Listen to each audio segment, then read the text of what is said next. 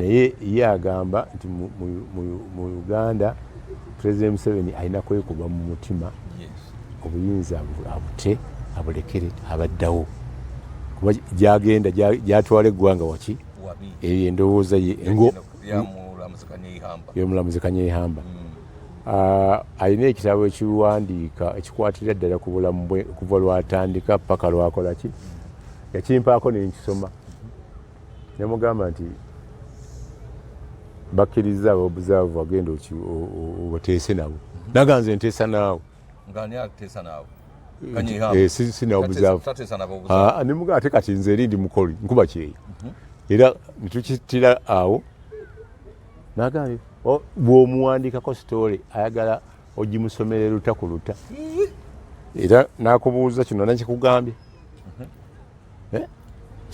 kubira waliwo yansiba kumala essaawa 4 awo ewaka nagamba ino sitole wagiwandiise bubi kino saakikugambye kubira mukamaawo nemugamba essimu ya mukama wange yino gwe mukubire nagamba nyooma tomanyi ndi mulamuzi nagamba tuulaawo bwangamba tuulaawo yandaga ntebe nze nentuula wansi ku ttaka naga sina kugamba kutuula ku ttaka nemugaa kati omusibe atuula atya mu ntebe omusibe atuula atya mu ntebe kati nemala neŋŋamba nga wayiseewo ebbanga neŋŋamba omusirikale we nsaba kumperekerako mu short call. Olwo oli under arrest? Yes, yaŋŋamba you are under arrest. Nga n'abasirikale babagambye baaliwo nga bawulira nantwala mu short call nanga nze ngenda kufulumya nanga nti saagala nkuleetera ebizibu nze leka bansibe bantwale muki mu kooti nga naye gwe kufulumya sitole ate nga yeyagikuwa nenkubira osi eggaba bamuyita azira kati mulaba ku palamenti yali akulira kati escort ya right honorable Kadaga we nabeerayo yagendayo nga gyendi nga already ndi mukwano gwa Kadaga nemugazira bankwatidde ko Kanyehamba ani akukutte Kanyehamba yagamba sinakukwatako na mpa ebitabo nansayiningisa sente $5,000 nenzigaana ate nawe nga walina entondo kati gwe onkutte twakunyiiza kati ate onsasula ki era omuwala yagenda nanzigulirewo geeti yampa $10,000 nga taata muleke embeera ze zigumire era bwakuyita nga olulala okola ki era ngenda waliwo yakuza oba myaka ki juzi saagenda naye nabulawo buludde naye nga ye musajja yali so brilliant okumufunamu byoyagala ng'amawulire olina kusooka kuwulira mboozi ye yadde gwe tekukwatako. Esobiddwa ku ngeri gy'oyinza okukoma n'okulondoola ebigenda mu maaso mu maka ga wamu ne mu bizinesi yo. Nkwanjulira Finest IT Solution abalina kamera enkesi ezikuwa ekifaananyi ekirikkiriya ziwulira ebitambula ssaako okulaba mu budde obw'ekiro. Kati beera bulindaala weegobeeko ababbi ne bannakigwanyizi nga weefunira kamera zaffe. Tulina ezitakosebwa mbeera ya budde ez'omunda ezitalabibwa muntu yenna ssaako ezo ezikozesa Wi-Fi. Tulina n'amataala ga sola agakuwa ekitangaala ekimala mu parking, compound, okwetoolola ennyumba n'awalala wonna.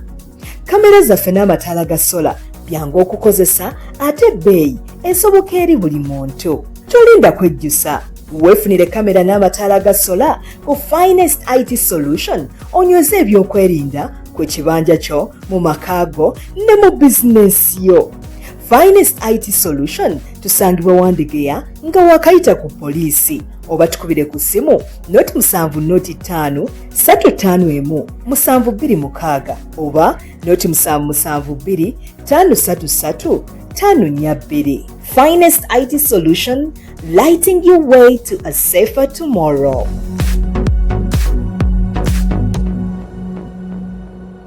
Omulabi w'emikutu gyaffe gino nate nkwaniriza nnyo mu programu yaffe y'olunaku olwaleero mwenkyaliza muganda wange Siraje Lubwama. Siraje Lubwama y'omu ku bannamawulire be tulina wano mu ggwanga abasigala okutuwa ebyafaayo abakoze okunoonyereza okw'amaanyi mu bintu eby'enjawulo. Kale nno olunaku olwaleero gwe ndi naye okulaba nga tusunsula ebintu eby'enjawulo. olwaleero tugenda kwogera ku bulamu bw'omulamuzi Kanyehamba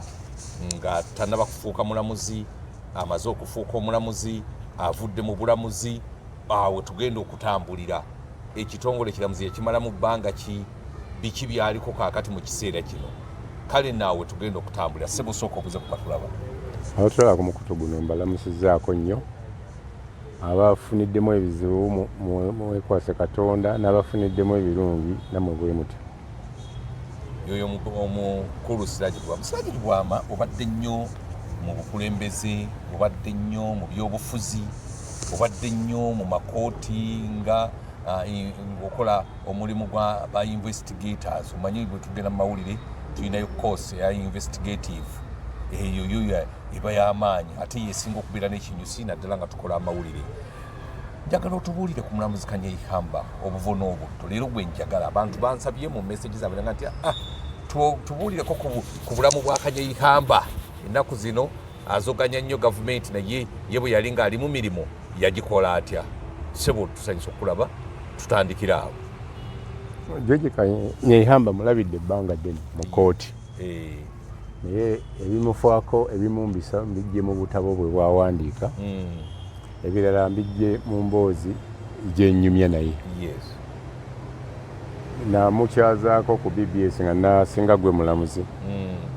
nga bamugobaganya awakaawe awo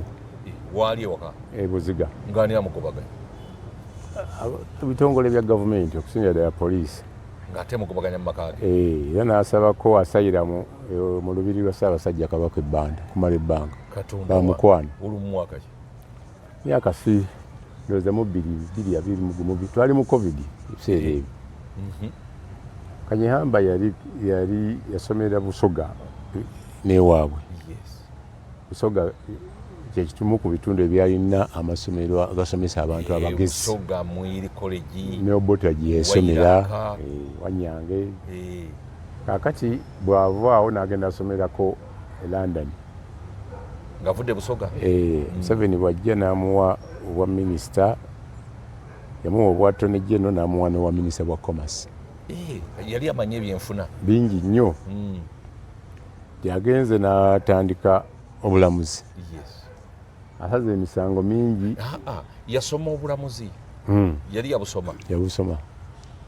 Era bwe yasoma bino bya minisita yajja mu bijje. Bino ebya kamasi biki ebi? Era kati ali ku ddaala, yava ku ddaala lya dokita n'agenda ku lya profesa. N'omusajja w'amaanyi. Bw'oyagala omusandisa bimu naye alina bw'ayagala obisengeke. George W. Kanyehamba ye omu ku bawandiise ebitabo ebisinga mu Uganda. Awandiise ebitabo bingi nnyo nnyo. Era nina omukisa nti ampaako ebimu n'osomamu. Nensomamuko ebirala n'abigabira. Alina foundation gy'ayita Kanyehamba Foundation n'emikwano gye abo ba Miriam Matembe atera okuteekawo emisomo bakola nabo kuba amawulire. Kati kyasembyeyo okuwandi ebitabo bye, waliwo omukutu mu Amerika ogwa downloading ebitabo bye ne gubitunda. Nayita ng'agwadde copyright? Nga gubibye bubbi. Nayita Piero Olumumba oyo omukenkufu mu Kenya, naye looya. Namupangisa agende abawandiikire, babayita ba Amazon.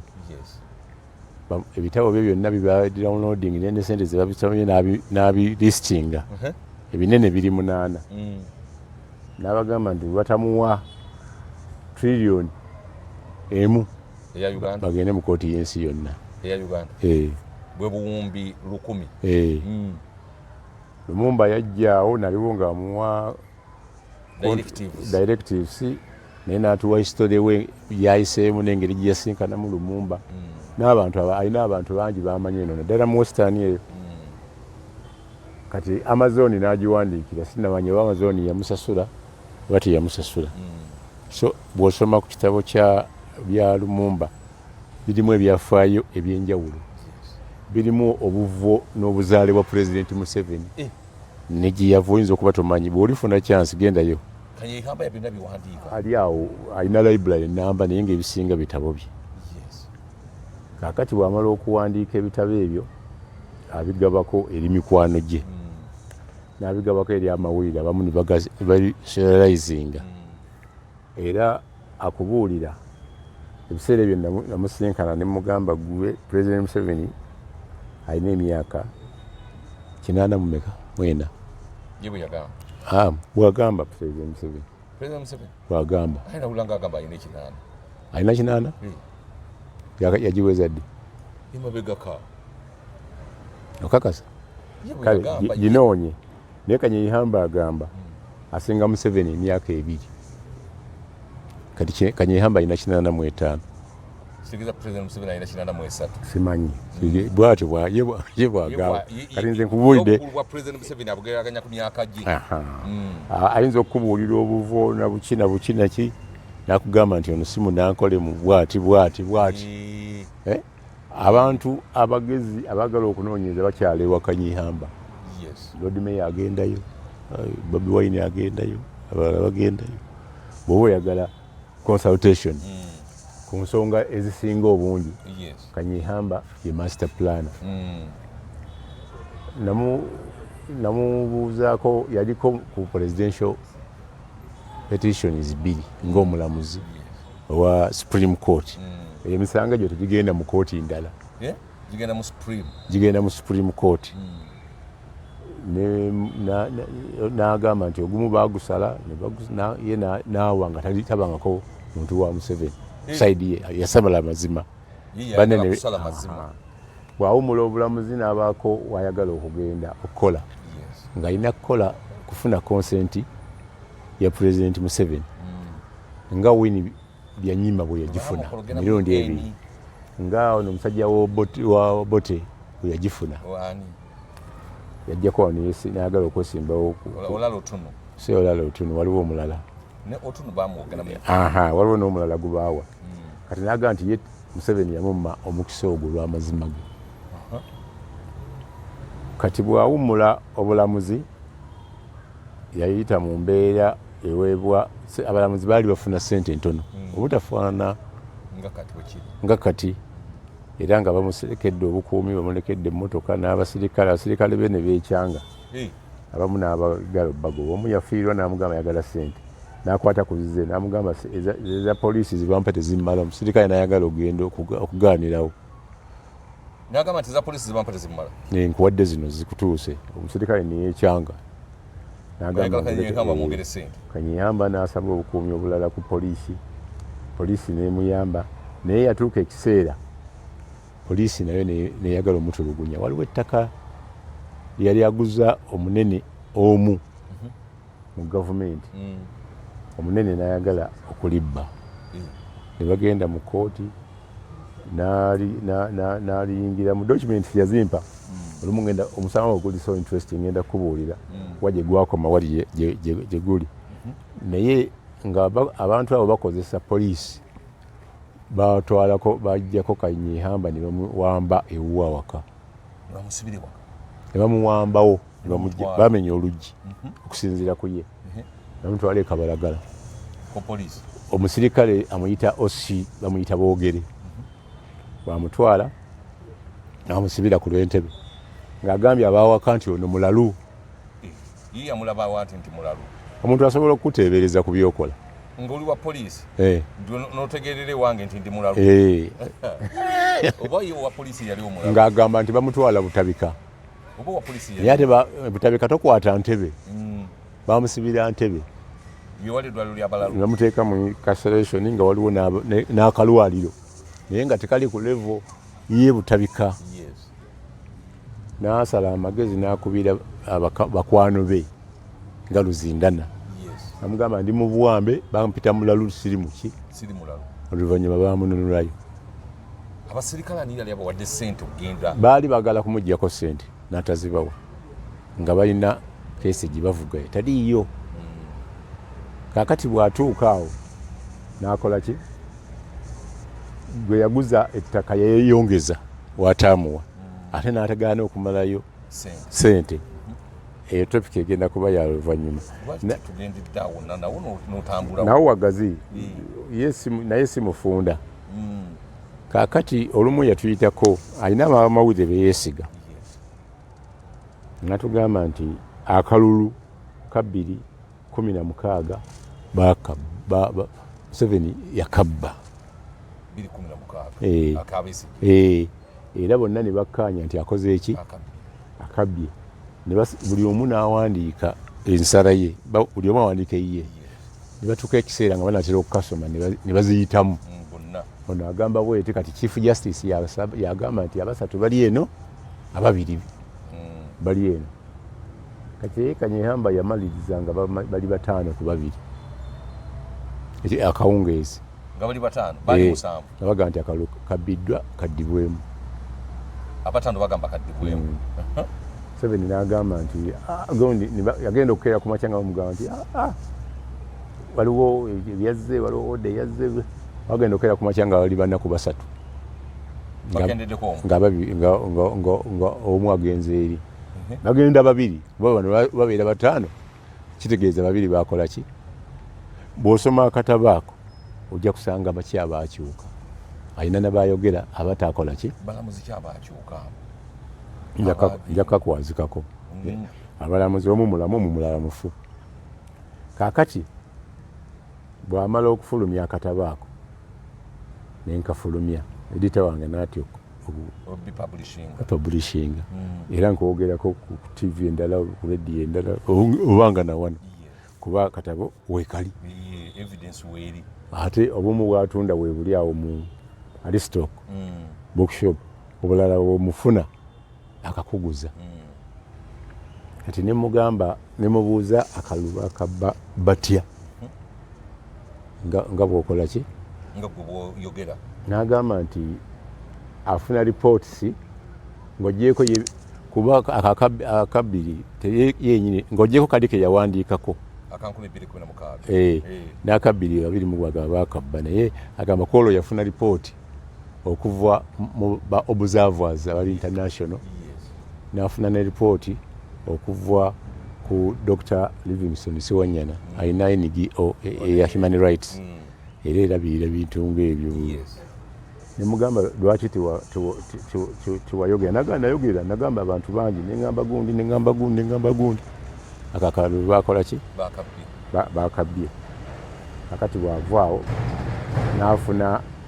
challenges ne family ye nkyala ali bweru ye ali wano naye agamba olw'okutulugunyizibwa kwalina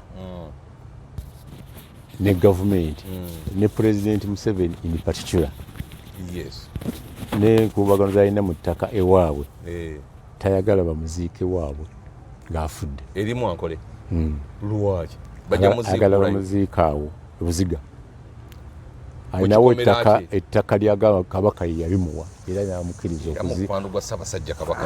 okuziikawo awo ebintu bye era alina abantu bangi abagezi bakyaza nga bawanyisiganya ebirowoozo n'ebiwandiiko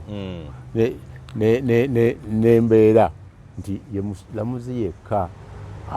ng'ogyeko mulenga naye yaŋŋambako nga tannafa nti akalulu Museveni yakawangulwa naye pressure zajja ne ziyingirawo nga balina okukola ki okukyusa so ekyo kikulaga nti mu Uganda omuntu asobola kufuna justice era omuntu akuma justice ayinza gikubuulira nga yavaamu dda kuba aba takyagendera ku birayiro biri ebyokuuma ennono ekitegeeza President Museveni kalulu ki ke yawangula kusinziira ku Kanyehamba tewali kuba agamba nti nakana aka Bobi Wine senga baali bamuyingizzaamu ye nga looya era ajja kukawangula naye baseggona baatya ne bakola ki ne bakajjawo ne bakazza mu kooti yaki y'abantu naaka agamba nti okusinziira ku bujulizi bwe yalabako ne bye yafuna Museveni bamuwangula oyo mulamuzi gw'osuubira nti tasobola kusamwasamwa na bigambo oba baba basamisa basobola bayinza omulowooza mu tabufu bw'omutwe kyatali yensonga lwaki poliisi yagamba nti bagende bamukole ki bamukebere omutwe kati Kanyehamba bw'amala ye muntu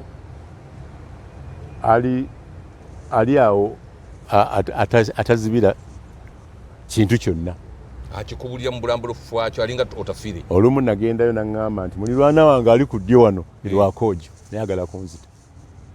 Lwakoojo ono waffe gwe tumanyi. Era nampa n'ensonga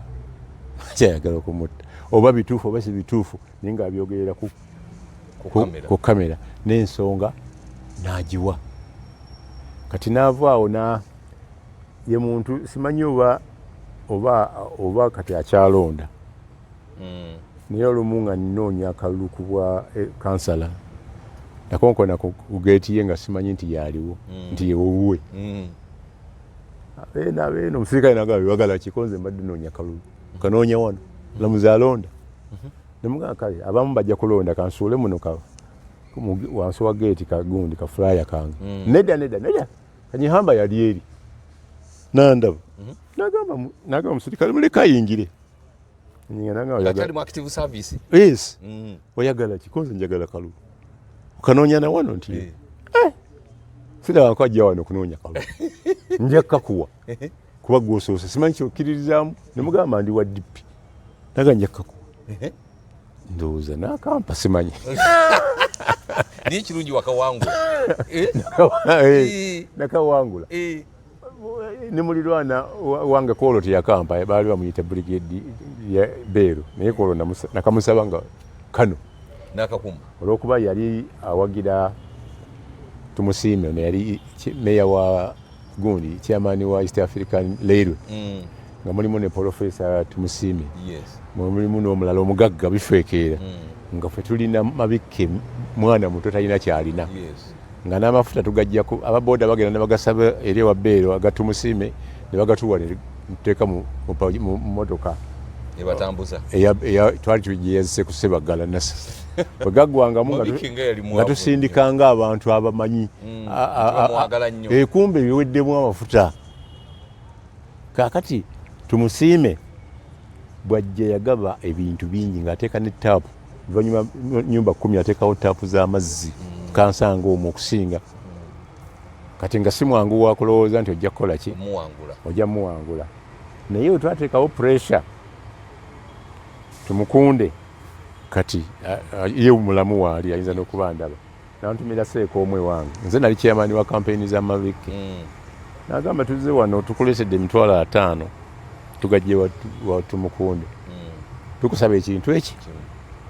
butaddamu kwogera ku rediyo z'osinga okubaako naddala Simba ku linnya lya Tumukunde gwe noonya akalulu k'amabike. Nemugamba muzimpe mbawo akalulu kalulu ko ne bw'okatuwa ate nga tetukekakasa bw'otuttira ku mpewo bungi twagala oleme 5 bw'okkiriza enkya tuleeta balance 5. Ne bagamba olulimi lwange luseerera manyi Tumukunde yatuvuganya ennyo yatuli ku lusegere Tumusiime sinza kwewala kukola ki kumwogera bagenda okulaba Saturday ejjako nga mwogerako mu binnyo nga tebamaze okuwa 5 nagagaana bagamba weerowooze kati bwe nabakuba ne baganda ozoono mulalu ne tubakuba akalulu tuli mu kujaguza kyoga abasajja bakomanda ba Beero basirikale b'esiko ne bakubamu abasasi mu bantu ne babba ebintu by'abantu ne ngenda ku rediyo Simba ne mbyogerako nanga gwe oli mulwana wa Beero naye geza osale ewuwo ojja kulaba. Nemugamba wali we nina ennyumba akasiisira kange kati nzirukirewo kangende bankwate nagendawo nga bakaawo naye tebanyega neŋŋenda nembeerawo netubeera bubi nnyo ne Beero yantwalako ne mu kooti yeerusi wano nti mwogerako bubi mu birala nali ku CBS nemwogerako chairman Sebina Robert nemugamba nti nze sigenda kuwoza musango guno sedition gubeera mu kooti nnene guno musango munene naye kisooka sigumanyi siyogerako ne sirimu wetegevu kola ki mumuwa amagezi agende mu kooti ki ennene nakayagala kulwanagana na mulirwana okunze namuyitako nga mpangudde akalulu kuba kansa agabye wano bawala bitampita ani atayagala munne bawala bibanjula wano enkya kati mbawadde wiiki 2 mugende mutuule konza sijja kutuula naye bwanampita nja kutuula kuba simuwala nangako waliwo abalayo olunaku lumu tuddeyo mwerusi nampita naye nga nireese obutambi bwaki bwa CBS nembumuteerako nga nsaba Museveni lwaki atuuza Beero ku katebe emyaka 4 nalo liko naye mukulwana munofi eyo nga abantu bamwagala abaayo. Museveni n'agamba nti gw'osalawo be tutuuza ne tutatuuza n'ensirika nenziramu ne mubuuze Nakasero lwaki beebi n'agamba omuyita otya ne mugamba muliraanwa lwaki yagala kususula mu mawanga nze ndi muganda ye Munankole lwaki Uganda sisobola kulwanirira Munankole wayitawo ebbanga tono n'amuwa obwa commander reserve force Central Region nga omumyuka we ye Jeti mwebaza nitubeera awo nga balirwana akalulu akaddako nga muyambyeko okutandika essomero baliyita gaba modo nali kugombolola ebipapula byonna ne processing speed nakola project ez'enjawulo mu ggaba olwaddako akalulu yakampa yagamba muwala wange yali polling assistant nti gamba taatawo muwadde akalulu n'akalaga n'abantu abaali emabega yamugamba muse afande akalulu kakyama ate tugoba bipinga ate gwokawadde oyo tulina owaffe n'agamba muŋŋambe ku Museveni simuvaako naye ono mukamuwadde mukole kye mukola era natuuzangawo n'enkiiko ewuweza DP ng'ate n'abeenya mbatuuzaawo kwegamba ne mugiramu ddala Oluganda era twafa tuli bamukwano ye yafa yafiira awo bamutuuza ku katebe bbanga oluvannyuma ne bamuggyako kati Jeti mwebaze yaliko nga batuulaawo Mengo nga balina ofiisi lumu nenva e Congo ne mubuuza nti owaayi nalabye abasirikale Beni ndaba abasirikale ba UPDF e Bunia Ituri n'aŋŋamba nti awo kumpi tubalina ne Badolite kilomita 1000 Katonda wange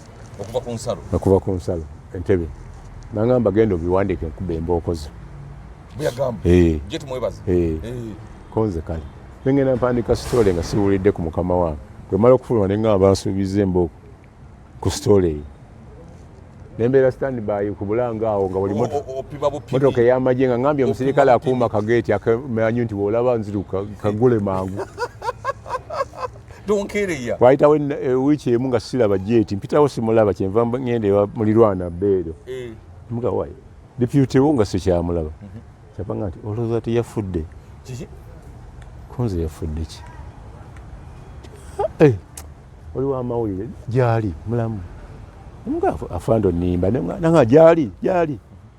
kati wamawulire nga wasoma psychology of influence kiri kyasanguddewo mu bugenderevu kyotwala ddala yali amaze okufa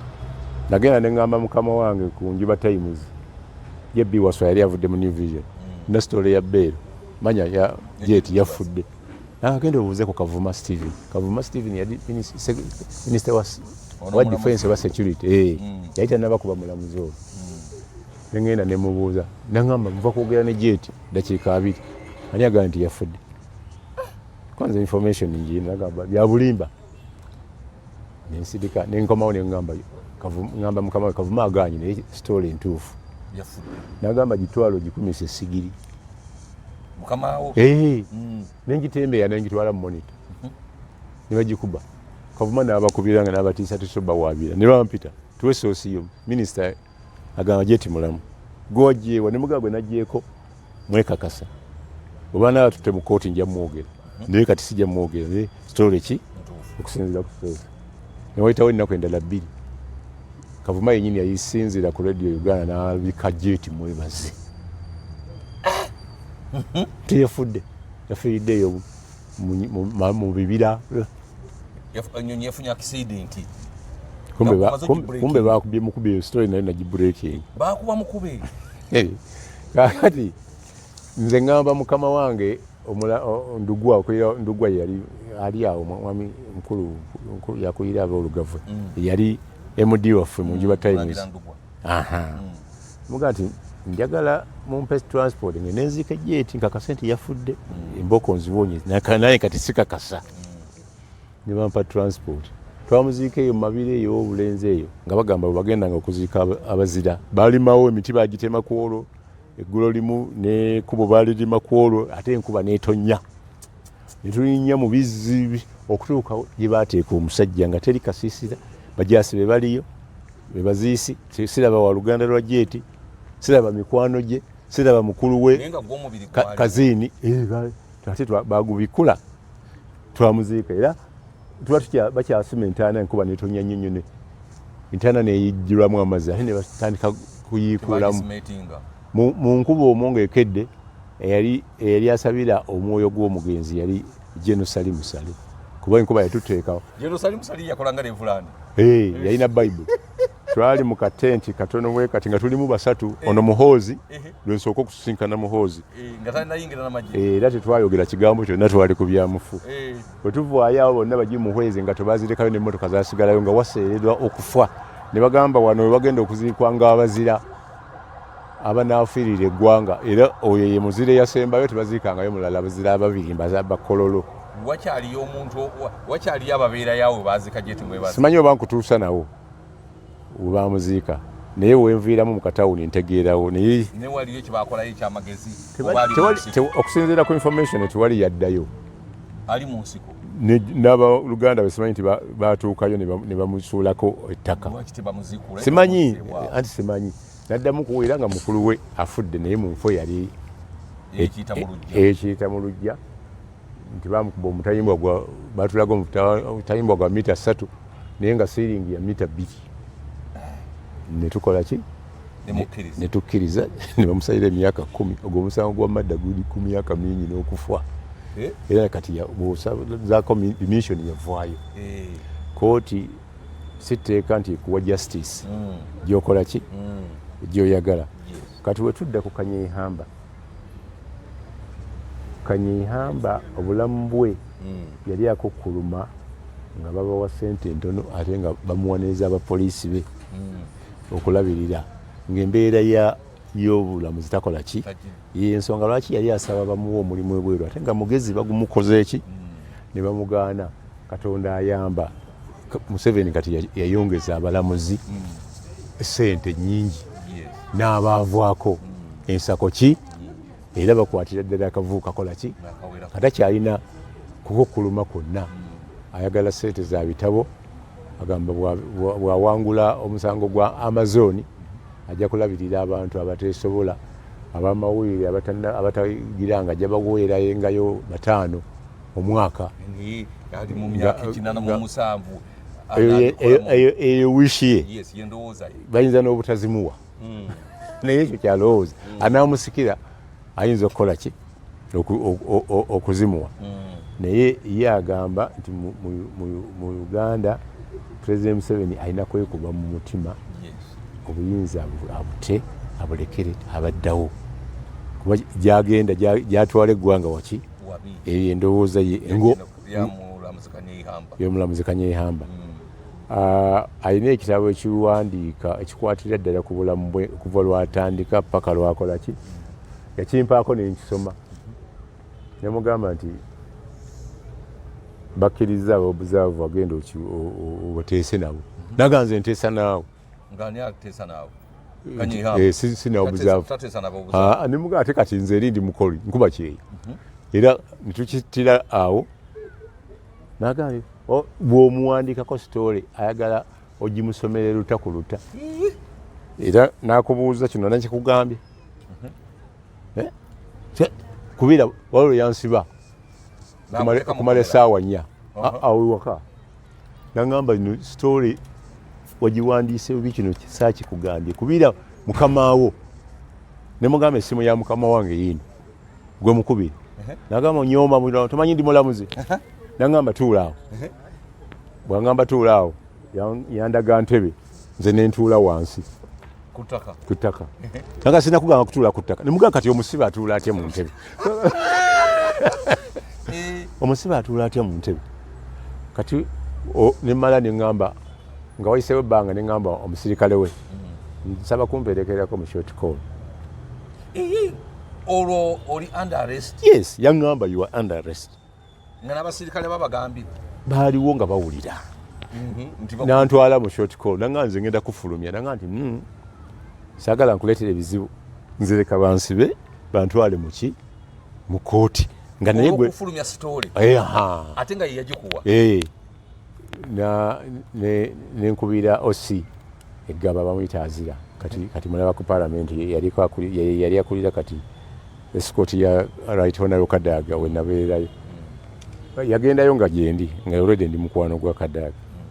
ne mugazira bankwatidde ko Kanyehamba ani akukutte Kanyehamba yagamba sinakukwatako na mpa ebitabo nansayiningisa ssente $5,000 nenzigaana ate nawe nga walina entondo kati gwe onkutte twakunyiiza kati ate onsasula ki era omuwala yagenda nanzigulirewo geeti yampa $10,000 nga taata muleke embeera ze zigumire era bwakuyitanga olulala okola ki era ngenda waliwo yakuza oba myaka ki juzi sagenda naye nabulawo buludde naye nga ye musajja yali so brilliant okumufunamu byoyagala ng'amawulire olina kusooka kuwulira mboozi ye yadde gwe tekukwatako nemala essaawa nga 4 n'alyoka akuwa kyoyagala okukola ki oyo ye Kasirye eggwanga naye bw'atyo yalina bwino naye nga olina kukkiriza n'akubuulira ki byayagala kaakati ennaku zino yagongoba atambulira mu kagaali naye akola emirimu gye nga bw'ateekwa okugikola agikolera waka alinawo omukyala bwakuyita nti njagala interview tagikuwa nga ogenda gisalamu aleeta muntu we oba mutabani we oba alina omwana we awo alina kamera naga olukwata wano ojjako kaadi n'ogimpa wano nempulira byokoze eki byotadde ku mpewo era togenda ku assignment katogenda kubiteekamu nga bwabikuwadde bwabyagala bikole ki oyo ye Kanyehamba professor naye nga wano asomesezza abantu bangi naye bwe bamuggyako yatuuka n'okuwoza emisango egitaliimu gy'amaanyi oyo yali awoza gulinga gwa bubbi bwa nkoko awo ku anti-corruption code yajja nabigere n'agamba wa prison njagala musibe bw'atyo wa prison n'amugamba gwani leta kaadi yo n'amukuba oluyi ate mulaba omusajja mukambwe ennyo tajja n'ayagala okwecyacwana ne mukuba akaama nti oli ku mulamuzi eyawummula ow'ekkooti enkulu esukkulumu tajja n'apoowa mpolampola nakakkana n'amira oluyiiro olw'okuba mukwano gwange Kanyehamba nange sitoli saagifuluma ey'okkuba oluyi kubanga waliwo lwopima kyofuna mu story ng'owa prison asirise ate ogiteekeyo kaakati Kanyehamba nga tomumanyi tosobola kuba naye era abamumanyi bamutegeera bulungi bagumira embeera ze ne bakola ki ne babeera awo era bw'otuuka ewuwaawo olulala nali vice chairman saawa nga 6 waliwo awo obuntu obwazimbwawo babuyita Buziga country resort nga bazimba busiisira nankubya nanga waayi bano abazimba obusiisira ku nju zaffe ennene batwagaza ki mubumenyewo mangu nemugamba njagamba building inspector we namugamba nagayo plan gye twabawo manye osiisira waliwo esubiri nerita etayaka eryebbeeyi abamu kati twavanga mu busiisira buli obwedda kati waliwo obusiisira obwebbeeyi bwosanga awantu nga bwe buli mu beach ne bubeerawo olumu nawulira music ku beach Kebeka beach saa 8 nagamba abo Keke beach nga alina enamba yange jukira yampaako akalulu mulonzi wange aba beach kerere gye balina license ya night club konze mu Makindye tulina night club eriemu eri Kabalagala abo tebalina kale bagambe bazikize ningamba abeero DU ni bagenda babagamba ye muntu ayagala action mudakiiko budakiika tayagala akuvuma nakuogoloza talina kintu kyonna kyakola ki Kanyehamba yali asobola okuseka nze simulaba nkonga aseka Kanyehamba aseka naye si kyangu kuseka kiteekwa kubanga kimusanyusiza nnyo okuseka Kanyehamba ni bwoba okoze story akunoonya gy'ogenda waliwo yagoba aba vision yawo nga bakoze report story byatakwatagana naye naga mwete mujja kuyingira mujja kugenda eri ate bw'ogikuba ng'ogijje ku sosi ndala n'akunoonya n'akubuuza gye wagijje naye nga okutwalira Kanyehamba musajja muyivu. Lwaki takkanya na President Museveni? Ebiseera ebisinga ndaba akulitisayizinga nnyo President Museveni. Era waliwo pane ey'okubiri baali bamuganya okumuteekako Museveni nga tamwagalako naye yaliko Chief Justice ebiseera oba yali Odoki oba Katureebe nga tekyewalika muyivu munene ate mubalamuzi basiniya era bw'osanga listi y'abalamuzi nga bali ku pano ya Supreme Court ne Court of Appeal. Court of Appeal batera kuba 3 5 Supreme Court 5 7 bakulaga seniority bateeka amannya gaabwe nga bakola ensala nga bwe gaddingana mu seniority era akajjamu junior yabeera eno wansi. Kanyehamba nga yakulembera wali waggulu si yakulembera nga Chief Justice yakulembera naye nga ali ku mwanjo. Obwo bwe buzibu bwokka Kanyehamba bw'alina ne judicial system. Avumirira nnyo okunyigiriza kisa kye bamumma okukola opinion ye eyaki n'agamba omuntu yenna nga takkanya naawe omuleka n'asoma ensala ye ekisooka muba musomye majority nga yesinga namba yetwala kati ono naye mumuwe chance ye era yambuulira nti justice kisa kye mubakola interview ne Odoki yali wakusatu kisache nga yasinze ne babikyanga kyango Odoki na Owinyidolo yali wakusatu kakati amanyi system bwekola ki bw'omuzza ne bw'oba omukomezaawo kati ku contract yakolera omulimu gw'osobola naye tebasobola kubanga bangi bibazizza Remi Kasule bamuwumuza akyali mulamu Remi Kasule akyaliyo ali ku contract Remi Kasule aludde mu system esooka kuba lawyer esooka kuba wa DP kati simanyi oba wa DP naye mukwano gwa famire ya Beni Kiwanuka bwe nkola investigation story nga njijja ku Sadabu ali mu parliament kati naye mu observer ku bisigalira bya Beni we biri Sadabu yabijje Masaka n'abinkwasa ebisigalira bya Beni investigation yazijje Masaka mukama wange n'azinkwasa ebisigalira nga baasula we biri ebisigalira bya Beni nga fuba tugamba nti no tibiriyo ababagamba gye bali nange mbagamba nti gye biri luddawo kati bampa sente nga bantipinze nti biri Nakasongola ne bampa sente za wiiki namba nengende zikuwadde kampuni bamuyita mukama wange baali bamuyitaani Robert yani erinnya lyerabidde ddala nga akwadde ogenda onoonyereza nga mbeesinga ku findings za Sadabu Kitata omuwulira Sadabu Kitata mu parliament mwali yali mu bamawire wa buzava nga besi yeri Masaka najje eno kati information ajijja Masaka entuke Nakasongola oluvanyuma ennaku 3 nti bwe bamutwala Nakasongola ninfuna bamuttira gye bamutwala basooka ne basima Entebbe ne batamuziikawo ne basima Eruzira ne batamuziikawo kivola abantu batataagana kati bwe ntuuka Nakasongola bampa nfuna omuntu omu kubeetikka ebisigalira bya omulambo nga bagutemye etemye guli mu bifinga bw'otwala ennyama mu kutiya bamutema bwe batyo baŋŋamba ne bandaga ekifo wansi w'ekiyinja olusozi lwa kiyinja awo ne bagamba nti awo nenfuna owokubiri nenfuna owokusatu kati owokuna yali wakuntwalawo nkeera nga ndowooza wanjawulo naye wayanyumizaamu nga ndaba asonga we wantu wewamu Nakasongola nenfuna okufa kwa mukwano gwange munnamawulire Damulira Afirika ennaku 5 omusanvu saazimalayo nakomawo nga waisenya nenzija nga tannafuolo ne musanga emulago ne baŋŋamba bamujjanjaba nti bagambye ebyuma tebiwera bagenda mutwala mu kiriniki bamulifaalingayo nga Damulira tayogera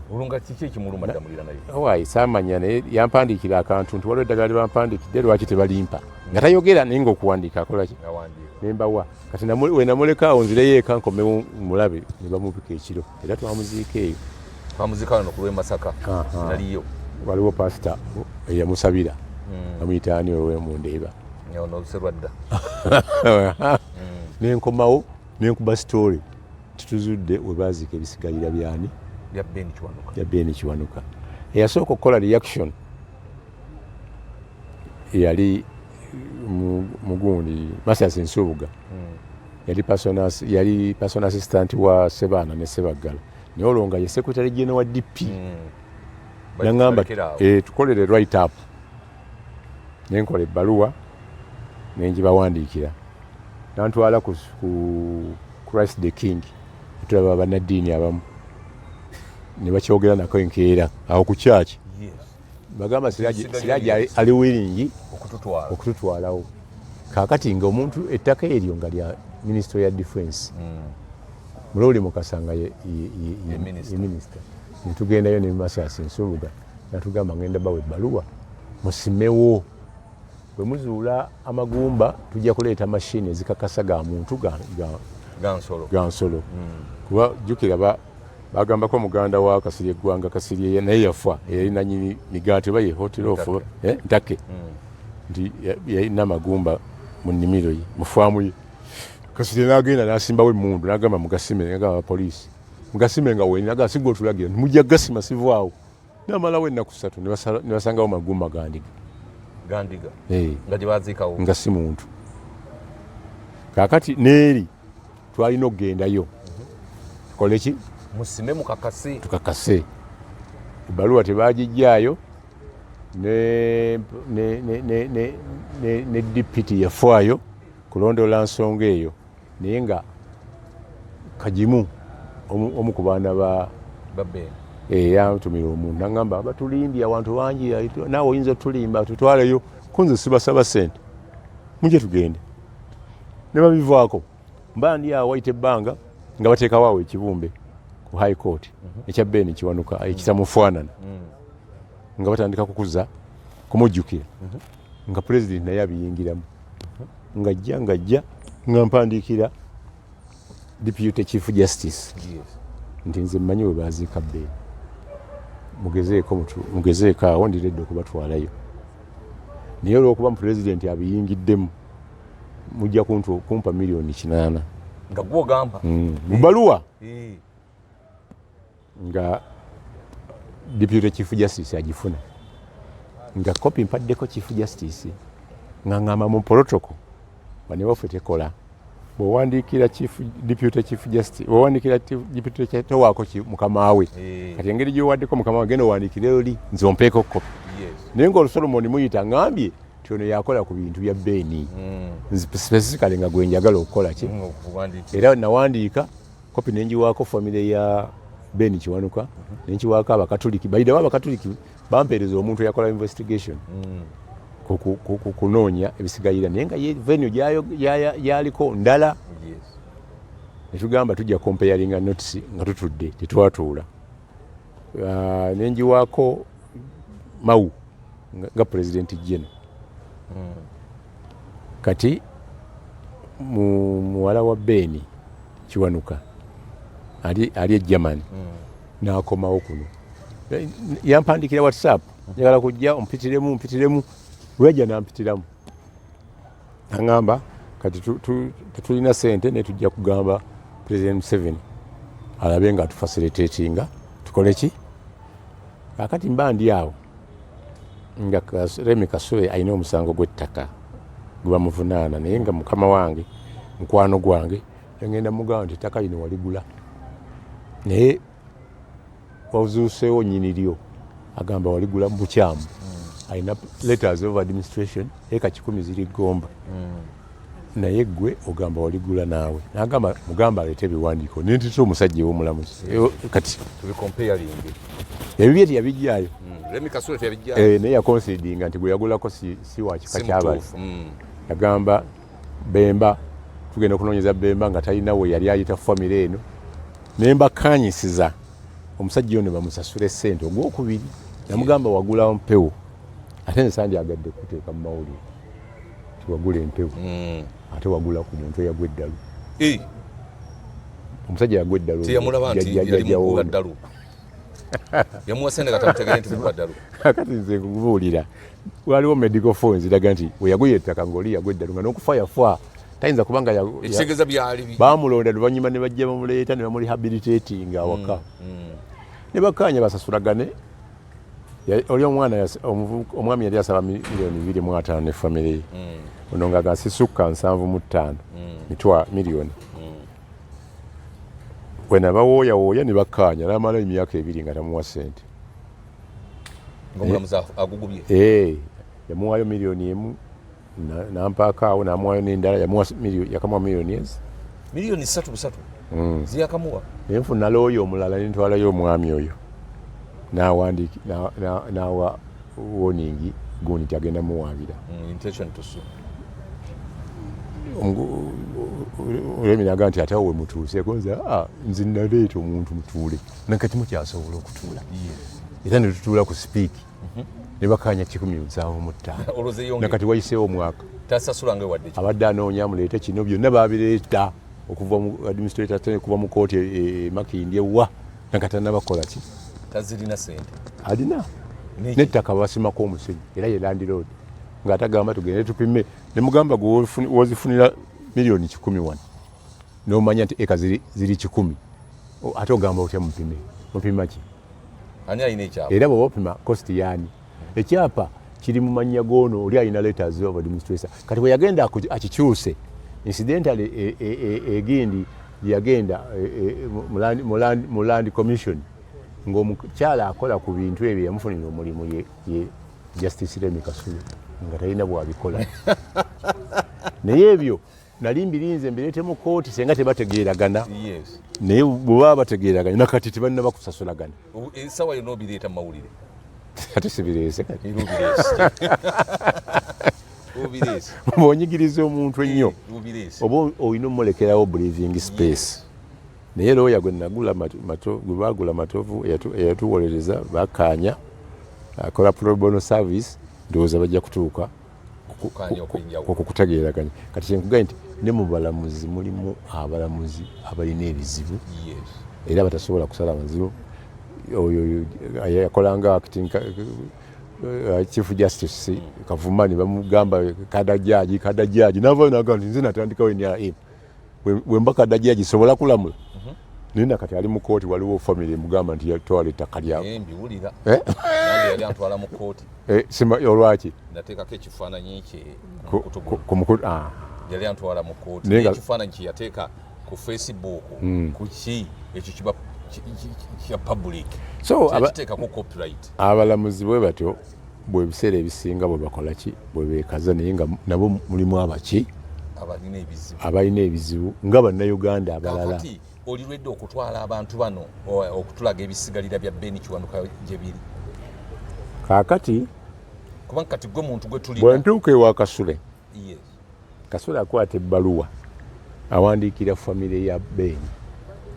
kagimu abagamba Siraje mukwano gwange okumala ebbanga alina effort zaakoze ziyinza tuzuula okuyamba mukwano mukama waffe naye mumwekwateko mukole ki mulabe nga atukola ki yo obuyambi bwe n'abukomyawo kati famire bwetuuka okwagala okukiyingiramu Museveni n'abasisinkana oba olabako akatambi nga bagenze Entebbe famire ya Beni n'abakutula simanyi oba yabawazaaki oba kubasaasira mufu ne bakola ki naye investigation ya Beni ne mu katabo ka Museveni anyumya nti yaliko embaale n'adduka n'awona okufa n'amuvuga ng'ali mu mmotoka yuyuyu enamba zayogera yali mmotoka ya Beni kisoboka okuba nga ne President tayagala bisigala bya Beni bikole ki biveeyo ekyokubiri information gyenina nze abamu ku baana ba Beni abakufuga amaka ng'ogyeko Saala ye Mugalanda era ye bamuboola bwe bati n'entaka gye bamunyaganyagako namuteekako ne wannabakobe yamuyambeko kimanyi oba yamuyambye ye bamuboola naye bano bwe bataboola omu ku bo yagaana okugenda mu DNA nga bagambye tuba tugenda kunoonya bisigaira sooke twetereeze tufune endaga butonde za buli omu. Ekyo nakyo kyekimu ku byatta obutakola ki obutagala kujjayo. nafuna bufunyi abantu abali ebweru abangoberera ku mikutu egy'enjawulo bagamba fuka twesondemu ssente otutwaleyo ne mbagamba bwe muba nga mmwe musaba ziri ekinaana nazisaba Museveni nga manyi azirina bwe bakolera ekibumbe kiri ekitafaana beni ku miliyoni 4 lwaki tebampa kinaana ne bamanya nti gubajjukira buli lunaku bamanyi ebisigalyawo ebiri kiri kiipa okuleeta ebisigalira naye buli kiseera bagamba byatuse era buli lunaku lubagirira mbagamba nti temulimba nti temumanyi bisigalira mugezeeko we nabagamba kati awo nabagamba nti kakati nze wano webiri newe mumpa miliyoni 8 02 nzijjako batwalayo kubanga mwe temuli mu politics mulumirwa tukyayagala gwe ng'okyaliwo kubanga ate nawe oyinza okuvaawo ebintu nebitusobako Sadabu tamanyiiwo naye nga amanyi source lwati baafa abantu abakadde ddala be bantwala ne baziika ne bateekako n'ebikoola ne bagamba n'abyogera ajja kutulaba. Kale njagala tusiibule abatulaba Katonda bw'anaaba atuwadde ebitole by'emmere bye tugeera Seeka Ssesimba yagenze bamuziise jjo omusajja aludde ku Odi Kampala awo ennaku zino abadde mu kagulumba okutabaganya Mengo ne Odi ne Gunda akasozi ako era ye ne mubajje be bagende wa Museveni n'abasaba Gaddafi abazimbira omuzikiti ogwo batuwanga ssente ng'abantu bazikuba nsawo bazimba omulongooti ne gweweta weguti ne bagumenya. Gaddafi n'agamba nti sibawa ssente mundage ekifo ne pulaani yaleeta matiriyo n'azimba eyo matiriyo y'omuzikiti ogwo terina weeri wano okugjako ebunyolo yazimbira ono omwana ow'ettoolo matiriyo y'emu gye yazimbira w'ettoolo yalina interest ze gyeyali na wano waali interest ze zasaanawo zasigala mu peneti oba mulamu yali mulamu we ayagala okutwala emmwanyi.